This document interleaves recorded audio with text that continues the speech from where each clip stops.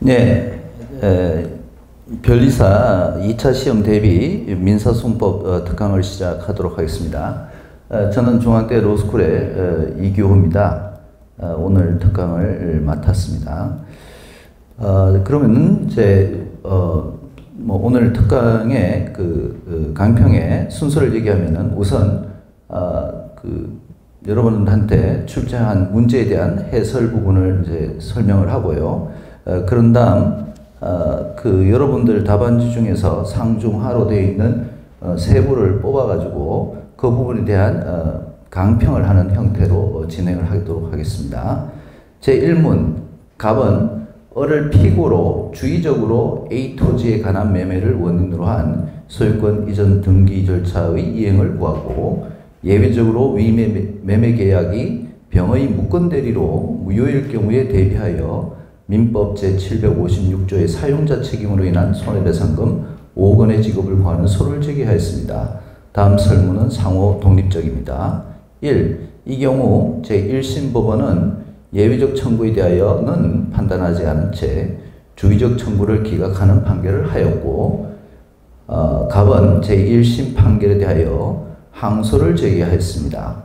항소 법원이 예외적 청구가 이유 있다고 판단할 경우 어떻게 판단할 것인가? 1번 문제에 대해서는 여러분들이 공부가 기본적으로 되어 있다면 충분히 쓸 수 있는 답이다. 특히 판례가 판단 누락설을 채우기 때문에 이 경우 결론을 어떻게 내야 될지 그 부분을 중심으로 설명하면 되겠습니다. 물론 학설상으로 재판 누락설이 있으니까 그 경우에는 1심에서 추가 판결을 할 수 있다. 이런 것들이 키워드가 되겠습니다.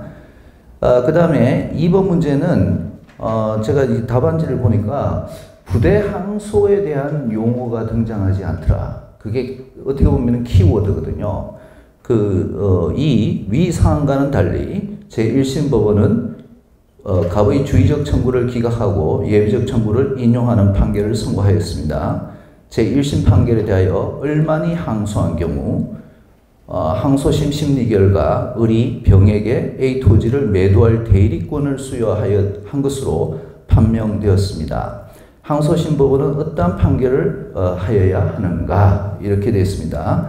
자, 그럼 1문은 보시면은 여기서 키워드가 무엇이냐? 자, 예외적 청구가 있으면은 그 2심의 범위와 관련해서요. 재판 누락이냐 판단 누락이냐 바로 그 부분을 쓰는 겁니다. 만약에 2심 범위가 문제됐다 이래도 키워드를 쓴 것으로 될 수 있는데 설문에 있는 내용을 그대로 쓰는 형태면은 굉장히 점수를 주기가 어렵게 된다. 즉 설문에서 키워드를 뽑아내서 그걸 보여주는 게 중요하다. 그 키워드는 판단 누락이 키워드가 될 수 있다라는 것이죠. 그래서 학설상으로 보면은 판단 누락설과 재판 누락설이 있고요. 판단 누락으로 보는 경우에는 상소나 재심으로 그 취소를 구해야 되고요. 재판 누락으로 보는 경우에는 그 부분에 대한 판단, 재판을 아예 하지 않은 거기 때문에 추가 판결을 해야 되는 그런 형태가 된다. 그래서 판례는 종전에 재판 누락설을 취한 판례도 있고요. 그 다음에 판단 누락설을 취한 판례도 있지만 결과적으로 전원합의체 판결에서 판단 누락설로 정착이 되었다. 이렇게 보시면 됩니다. 그래서 검토 및 사안의 경우를 보시면요. 복수의 청구에 대한 개별적 취급이 허용되는 것을 전제로 하는 재판 누락 같은 용어를 이 사안과 같이 하나의 소송 절차 내에서 해결할 수 있을 뿐 서로 분리하여 별도의 절차로서 판단한 것이 허용되지 않는 예비적 병합에서는 사용하기 적당하지 않다. 이게 이제 검토 부분이죠. 따라서 판단 누락으로 보는 것이 맞다. 그러면 이제 사안 해결 부분이죠. 그럼 판단 누락설에 따르면은 갑의 항소에서 누락된 그 예비적 청구 부분도 항소심에 이심되어 있다라고 봐야 되고요. 따라서 항소심 법원이 예비적 청구가 이유 있다고 판단했으므로 갑의 항소를 인용하여 예비적 청구를 누락한 1심 판결을 취소하고 누락된 예비적 청구인 민법 제756조의 사용자 책임으로 인한 손해배상금 5억 원의 지급을 구하는 청구를 인용하는 판결을 하여야 한다. 특히 사안의 해결은 법리를 그대로 쓰는 게 아닙니다. 그 사안에 등장하는 당사자와 그 소송물을 특정을 하는 것이 굉장히 중요합니다. 그럼 여기도 보시피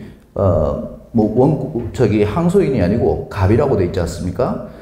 그 다음에 그 소송물도 사용자 책임으로 인한 손해배상금 5억 원의 지급을 구하는 청구, 이렇게 특정을 해서 보여줘야지 사안의 해결이다. 법리만 쓰면은 이미 앞에 부분에서 법리는 다 썼기 때문에 점수를 더 배점을 하지 않는다. 이렇게 보시면 될 것 같아요. 그래서 이런 걸 놓치지 않으려면 어떻게 해야 되느냐. 처음에 도식도를 그려놓고 시작하는 게 좋아요. 설문을 읽으면서 이렇게 도식도를 이렇게 그리는 거죠. 자, 그 다음 재판 누락서를 취하는 경우 어떻게 됩니까? 재판 누락서에 의하면 누락된 예비적 청구 부분은 1심 법원의 계속 중이므로 항소심 법원이 아니라 1심 법원이 추가 판결을 할 수 있다라고 할 것이다. 그럼 결론은 한 번 더 언제 쓰게 되는 것이죠. 그래서 판단 누락설에 따라서 사용자 책임으로 인한 손해배상금 5억 원의 지급을 구하는 갑의 청구를 인용하는 판결을 해야 된다. 이렇게 나겠죠. 자, 2번 문제를 보시면은 문제의 소재를 한번 보겠습니다. 을로서는 제1심에서 주의적 청구 부분은 승소하고 예비적 청구에서 패소한 것이므로 예비적 청구 부분에 대해서 항소를 제기한 겁니다. 근데 이게 그 항소심에서 대리권이 있음이 밝혀졌다면은 항소심이 다시 갑의 주의적 청구를 인용할 수 있는지가 문제된다. 그러면 이렇게만 쓰면은 사실 그 설문에 있는 걸 그대로 썼기 때문에 점수 배점이 되게 쉽지 않습니다. 그 다음 부분을 보시죠. 예비적 청구만을 다투고 하자 하는 을의 의사와 달리 주의적 청구도 확정 차단되어 항소심에 이심되는지, 그 다음에 이심된다면 주의적 청구도 항소심의 현실적 재판이 되는지 여부가 문제된다. 실제는 제가 이제 그 문제의 소재를 이렇게 했지만, 여러분이 그 답안을 쓸 때는 뭐를 써야 됩니까? 그거와 관련해서 상소 불가분의 원칙, 그죠? 그 다음에 불이익 변경의 금지의 원칙, 그 다음에 부대 항소와 관련되어 있는 얘기. 이 세 가지가 키워드로 등장을 하게 되면은 문제의 소재가 제대로 써졌다. 이렇게 얘기할 수 있습니다. 제가 봤던 답안지를 보니까 불이익 변경 금지 원칙은 있는 것 같아요. 근데 상소 불가분의 원칙은 누락이 되어 있고 부대 항소에 대한 언급도 누락이 되어 있는 것 같다. 이런 부분들은 조금 더 보완이 필요할 수 있다. 이런 생각이 듭니다. 그럼 상소 불가분의 원칙.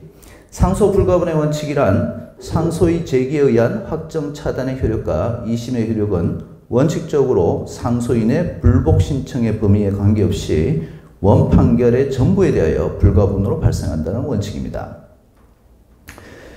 그래서 사안의 경우를 보시면은 청구가 두 개인 예비적 병합이고 제1심 법원은 갑의 주의적 청구를 기각하고 예비적 청구를 인용하는 전부 판결을 선고했기 때문에 비록 을이 예비적 청구에 대해서 항소하였다고 하더라도 상소 불가분의 원칙에서 갑의 주의적 청구 역시 확정 차단돼서 항소심에 이심된다.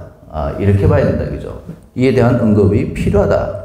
뭐 짧게라도. 그 다음에 예비적 병합과 불이익 변경 금지의 원칙입니다. 자, 예비적 병합은 상호 모순되는 주장을 순위를 병해가지고 양립할 수 없는 청구를 이렇게 병합한 거 아닙니까? 그렇기 때문에 당사자가 일거의 분쟁을 모순 없이 해결하고자 하기 위해서 마련된 제도가 예비적 병합입니다. 그리고 불이익 변경 금지의 원칙은 상소에 의해서 사건 전체가